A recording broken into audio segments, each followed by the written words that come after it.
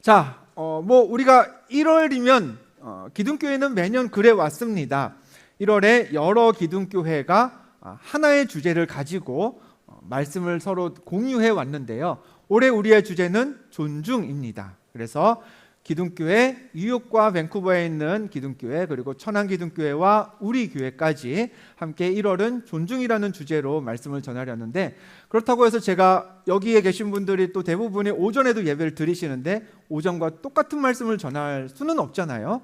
그래서 주제는 존중이되 그래도 오전과는 좀 다른 말씀으로 1월 한 달 동안 여러분과 나누려고 합니다. 특별히 오늘은 이제 첫 필라 모임을 앞두고 공동체와 리더에 관해서 같이 생각해보는 시간이 되었으면 좋겠어요. 저한테는 자녀가 둘 있습니다. 두 딸이 있는데 그 두 딸을 보면서 참 별것 내가 해주지 않았는데도 이렇게 한 해 한 해 잘 크고 있는 모습이 참 감사합니다. 그래서 그 커가는 두 자녀가 제 자녀인 것만 해도 하나님께 참 감사한 일이에요. 근데 여러분, 나중에 이제 엄마 아빠가 돼보면 아시겠지만 그 어릴 때도 그렇고요. 좀 커도 비슷하더라고요. 자녀들이 언제 제일 예쁠 것 같으세요? 어떻게 알아요? 어떻게 알아요? 언제 제일 예뻐요? 잘 때 그렇게 예쁠 수가 없어요. 예쁘게 자서 예쁜 게 아니에요. 입은 해 벌리고 자고 이렇게 침자국도 나 있어요. 근데 이렇게 고온히 자고 있는 모습을 제가 새벽 기도 갈 때나 아니면 아침 일찍 출근할 때 아니면 밤에 늦게 들어왔을 때 이렇게 보면은 참 예뻐요. 제가 어렸을 때 아이들 말 안 들으면 화도 내고 막 그랬거든요. 그런 날도 아이들이 자고 있는 모습만 보면 아유, 내가 괜히 화냈지 하는 생각이 들 만큼 예쁩니다. 그런데 이 자녀들이 자고 있는 것만 봐도 이 예쁜 자녀들이 하루 종일 자고만 있으면 예뻐 보일까요? 자고 있는 게 너무 예뻐요. 얘네들이 아무것도 안 하고 손에 물도 안 묻히고 발에 흙도 안 묻히고 그냥 잠만 자도 예쁠까요? 그건 아니겠죠. 아무리 잠자는 모습이 예뻐도 깨어있는 동안에는 움직여야 합니다. 뭘 해야 돼요? 자기에게 주어진 일을 할 수 있어야 그 자녀가 밤에 잘 때 예쁠 겁니다. 그 집안일도 이제 커가니까 집안일도 하나 둘 이렇게 좀 같이 하게 되고요. 왜 맨날 이것 좀 해 그러면 싫어가 먼저 나오죠. 그렇지만 그래도 하나씩 도와주면서 하게 되고 또 자기 공부, 자기 숙제 이런 것들 잘 처리해야 그 자녀가 잘 때 더 예뻐 보일 겁니다. 어떻게 보면 우리의 신앙생활도 마찬가지예요. 예수 믿고 구원받은 우리는 하나님의 자녀입니다. 하나님은 야, 넌 내 자녀 되었으니 이제 너는 잠만 자도 내가 예뻐해 줄 수 있어 그러시겠죠. 그렇겠지만 정말 우리가 아무것도 하나님을 위해서 아무것도 안 하고 맨날 그냥 그건 진짜 자는 거죠. 잠만 자도 하나님이 정말 우리를 칭찬하시고 예뻐해 주실까? 아닙니다. 예수님이 십자가에서 죽으시고 부활하셔서 우리를 하나님의 자녀로 만들어 주신 다음에 그 다음에 예수님은 자 이제 모든 게 다 끝났어 난 갈게 안녕 하고서 하늘로 올라가시지 않으셨습니다. 우리에게 마지막으로 하셨던 일은 일을 맡기신 겁니다. 어떤 일을 맡기셨을까요? 우리가 잘 아는 말씀 두 구절을 볼게요. 먼저 마태복음 28장의 말씀 같이 읽어봅니다. 시작. 그러므로 너희는 가서 모든 민족을 제자로 삼아 아버지와 아들과 성령의 이름으로 세례를 베풀고 내가 너희에게 분부한 모든 것을 가르쳐 지키게 하라. 하나 더 볼까요? 사도행전 1장의 말씀. 오직 성령이 너희에게 임하시면 너희가 권능을 받고 예루살렘과 온 유대와 사마리아와 땅끝까지 이르러 내 증인이 되리라. 아멘. 이 두 말씀을 잘 요약하면 뭔가요? 세상 끝까지 가서 예수 그리스도를 전하라는 일이 우리에게 부여되었습니다. 그 일을 위해서 교회를 세우고 믿는 자들을 가르치면서 양육하라는 게 예수님이 마지막으로 우리에게 주신 일입니다. 때문에 구원받고 하나님의 자녀가 된 우리는 내가 하나님의 자녀가 되었어 라는 것으로 만족해서는 안 됩니다. 뭘 해야 돼요? 하나님이 우리에게 주신 사명을 잘 감당하면서 그 사명대로 일을 해야 됩니다. 그 일을 위해서 하나님은 우리 각 사람에게 맞는 은사를 주셨고요. 그 은사를 하나님 나라의 일을 위해서 사용하는 게 칭찬받는 자녀, 잘 때 정말 예쁜 자녀가 되는 거죠. 그래서 하나님이 맡기신 그 일을 우리가 할 때 꼭 기억해야 될 것 하나를 오늘 여러분과 나누려고 합니다. 자, 오늘 우리가 읽은 말씀 사도행전 13장이에요. 바울이 평생 몇 번 선교 여행을 다녔나요? 몇 번? 3번. 1차 전도 여행, 2차 전도 여행, 3차 전도 여행 3번의 큰 복음 전파의 여행을 다녀왔습니다. 그 중에서 오늘 말씀은 1차, 제일 첫 번째 전도 여행을 출발하는 그 장면이에요. 본문 1절에 이 말씀의 배경이 되는 장소와 등장하는 사람들이 다 들어가 있습니다. 13장 1절 같이 화면을 보고 읽어봅니다. 시작. 안디옥 교회에 선지자들과 교사들이 있으니 곧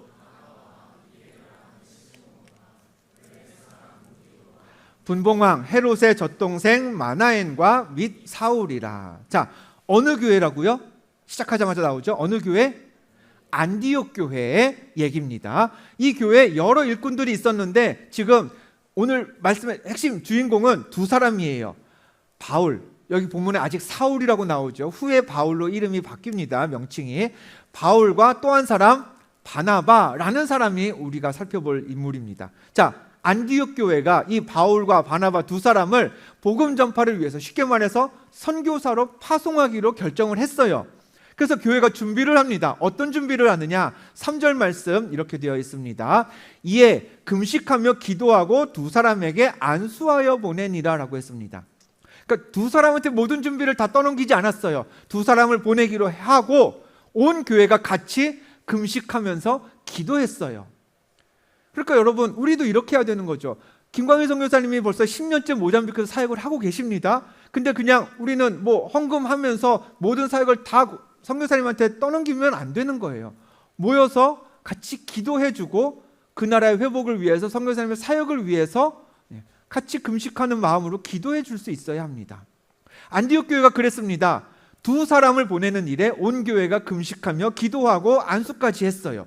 그리고 이제 파송을 합니다. 4절 말씀 볼까요? 하나 넘겨주시면, 두 사람이, 바울과 바나바죠. 두 사람이 성령의 보내심을 받아 실루기아에 내려가 거기서 배 타고 구브로에 갔다고 했습니다. 자, 바울과 바나바, 누가 이 두 사람을 보냈다고요? 잘 보셔야 돼요. 누가 이 두 사람을 지금 보내고 있어요? 누가? 아까 1절에서 뭐라 그랬어요? 두 사람을 따로 구별해서 두 사람을 보낼 준비를 한 게 어디였어요? 무슨 교회? 안디옥 교회였잖아요. 그래서 안디옥 교회 성도들이 다 금식하면서 다 같이 기도했잖아요. 보내려고. 근데 보내는 그 장면에서 성경은 안디옥 교회가 두 사람을 보냈다라고 하지 않았습니다. 누가 보내요? 성령이 두 사람을 보냈다라고 분명하게 그 보내는 주체를 명시하고 있습니다. 표면상으로는 그럴 수 있죠. 안디옥 교회가 두 사람을 파송합니다. 그러나 성경은 그건 표면적인 이유고, 너희들이, 교회를 구성하는 사람들이 보이기에 그렇게 해석하는 거고, 실질적으로 이 모든 일을 주관자는 누구다? 성령께서 하신 것임을 명확히 하고 있습니다. 여러분, 선교사님뿐만이 아니라 우리가 교회 안에서 행하는 모든 사역과 봉사는요, 대부분 그럴 거예요.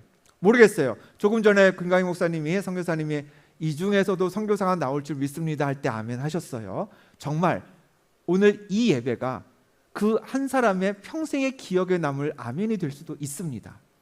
그러면 누군가에게 당신은 어떻게 선교사가 되었습니까? 하면은 내가 2025년 1월 첫 주일 예배를 드리는데 나도 모르게 아멘을 하면서 내 평생을 하나님께 드리게 되었다라고 고백할 수도 있어요.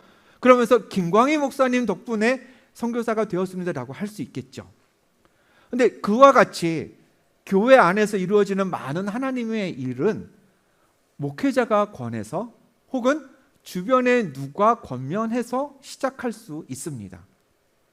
오늘도 제가 오전에 여기 우리 바로 밑에 HG 예배실에 갔더니 몰랐어요. 근데 뜻밖의 인물들이 또 교사로 봉사를 하고 있더라고요. 올해 시작했나? 그랬더니 교사하기로 했다고, 너무 잘 됐다고, 그렇게 인사를 나눴습니다. 모르겠어요. 그 경위가 어떻게 되었는지 자세히는 모르지만 아마도 누군가가 교사하자고 같이 이끌었던가, 아니면 담당 목사님, 전도사님이 교사해보면 어떻겠냐고 전화를 했던가, 그런 연유가 되지 않았을까 싶어요. 그런데 여러분, 내가 하나님의 일을 하면서 누구 때문에 내가 이 일을 하게 되었어? 어느 목사님, 어느 전도사님 때문에 내가 이 일을 하게 되었어? 라고 생각하면 위험한 순간이 생깁니다. 언제냐? 나를 이끌어준 그 사람과의 관계가 혹여나 어떤 오해 때문에, 어떤 실수 때문에 틀어지게 되면 내가 맡고 있던 하나님의 일도 같이 틀어지게 됩니다. 나를 이끌어서 같이 교회 부서에서 봉사하게 되었는데 그 사람이 싫어졌어요. 그 사람과 분열이 생겼어요. 제일 쉬운 방법이 뭐예요? 제일 속편한 방법이 때려치고 그냥 안 보는 거잖아요. 나에게 이 일을 맡긴 사람이 아무개 목사님, 아무개 전도사님, 내 친구 아무개면은 우리가 그 사람과의 관계가 문제가 있을 때 그 일까지 같이 내려놓게 될 때가 많습니다. 아니면 이런 경우도 있어요. 많지는 않겠지만 정말 내가 예배하는 중에 그래, 내가 이제는 뭔가 하나님의 일에 쓰임을 받아야겠다, 뭔가 봉사를 하나 해야겠다 해가지고 찬양대, 교사, 방송팀 제 발로 걸어갑니다. 저 섬겨보겠습니다. 저 한번 헌신해보겠습니다. 그럼 이렇게 생각하겠죠. 그래, 이건 내가 스스로 결단하고 온 거야.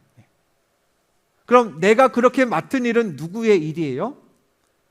그냥 내 일이에요.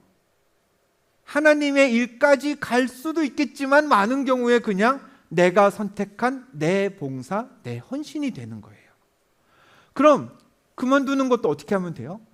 내가 원해서 내 발로 찾아왔으니 내가 하기 싫을 때 발 빼면 되는 거예요. 내 일은 그렇게 끝내는 겁니다.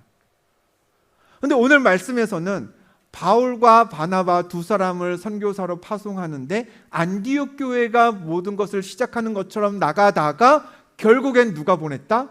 성령이 두 사람을 보냈다고 했어요. 그렇게 파송받은 바울이 여러분 평생 어떤 삶을 사셨는지 한번 확인해 볼까요?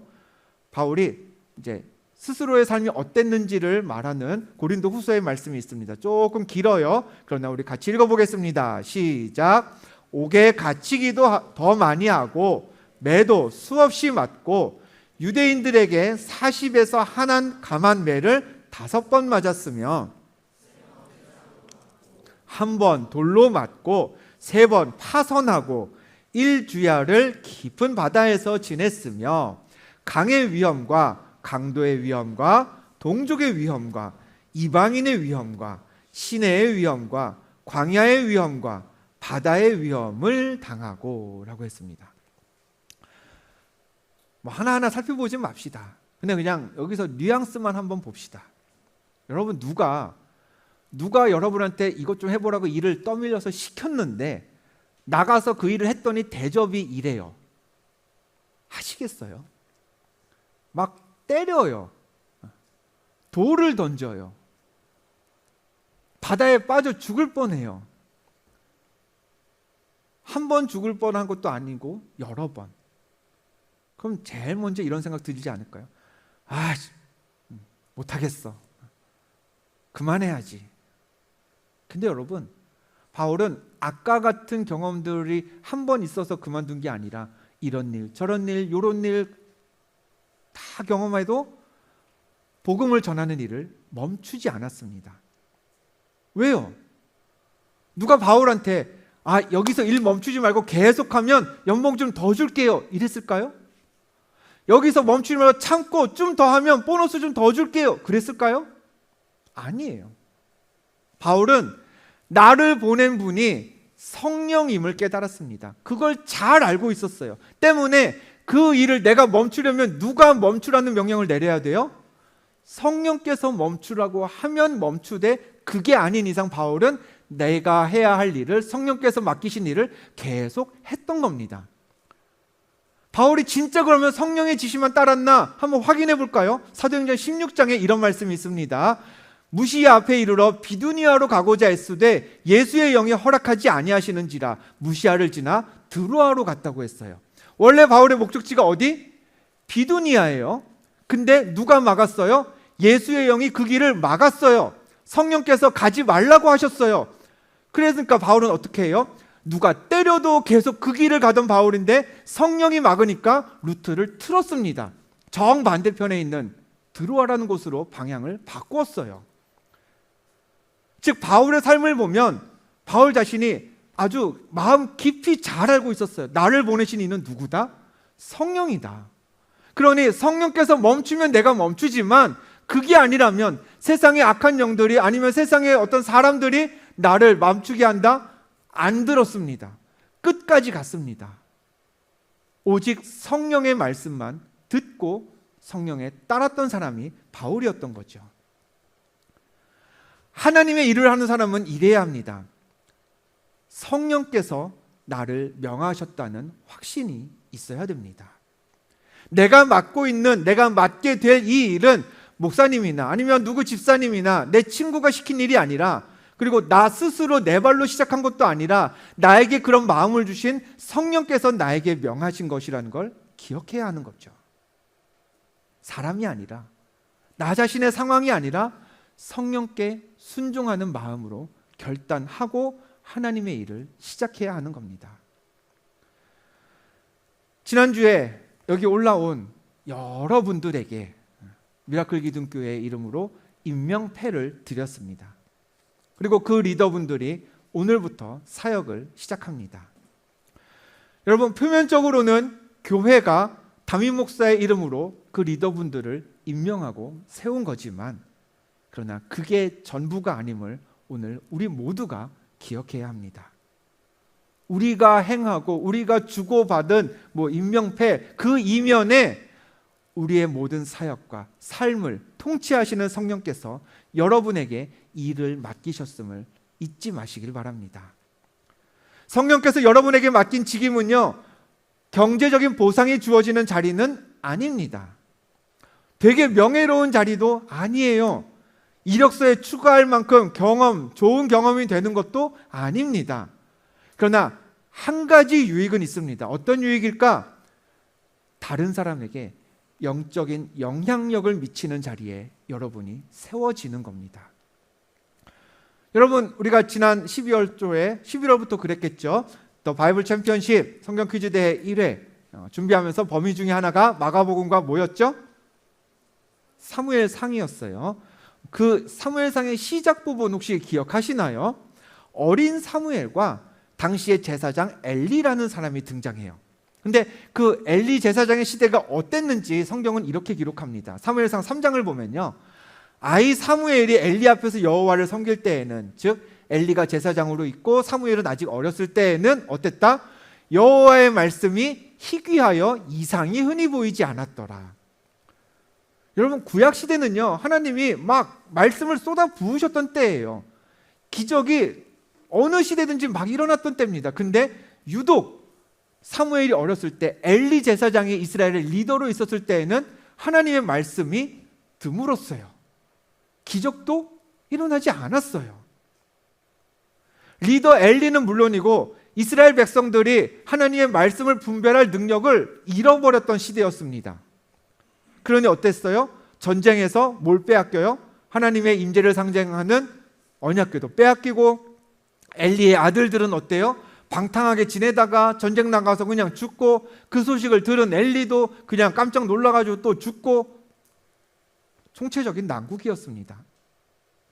그리고 엘리가 죽자 사무엘이 더 이상 어리지 않았죠. 아까 우리가 본 말씀에서 20년이 흘러서 사무엘이 리더로 세워집니다. 그리고 백성에게 선포했습니다. 자, 우리 이방신들 다 버리고 여호와만 섬기자. 여러분, 그 악한 시대에 이런 메시지 해봤자 누가 듣나요? 지금 여러분 밖에 나와서 한번 선포해 보세요. 누가 교회 갑시다, 하나님만 섬기시다 하면 듣습니까? 근데 놀라운 일이 일어납니다. 백성들이 그 말씀이 희귀하고 이적이 일어나지 않던 시기였는데 백성들이 사무엘이 한번 선포하자 이렇게 반응해요. 사무엘상 7장의 말씀입니다. 같이 읽어볼까요? 이에 이스라엘 자손이 바알들과 아스다롯을 제거하고 여호와만 섬겼다라고 했습니다. 좀 전에 뭐였어요? 하나님의 말씀이 희귀했던 시대라면서요. 근데 어떻게 바뀌었어요? 갑자기 여호와만 섬기는 시대로 바뀌어버렸어요. 뭐가 달라졌는데요? 사무엘상 3장과 7장의 사이에 뭐가 있는데 그래요? 아무것도 없어요. 그냥 하나, 리더가 바뀌었어요. 엘리 제사장이 죽고 사무엘이 세워졌습니다. 그거 말고 없어요. 근데 리더가 영적으로 제대로 된 사람이 세워지니까 그 시대에 이스라엘이 달라졌습니다. 한 사람이 바르게 세워지니까 그 시대의 민족과 나라가 바르게 바뀌었습니다. 이처럼 여러분, 성령이 세우시는 하나님의 사람은요, 영적인 영향력이 있습니다. 리더가 거룩해지면 내 거룩함이 다른 청년들에게 흘러갑니다.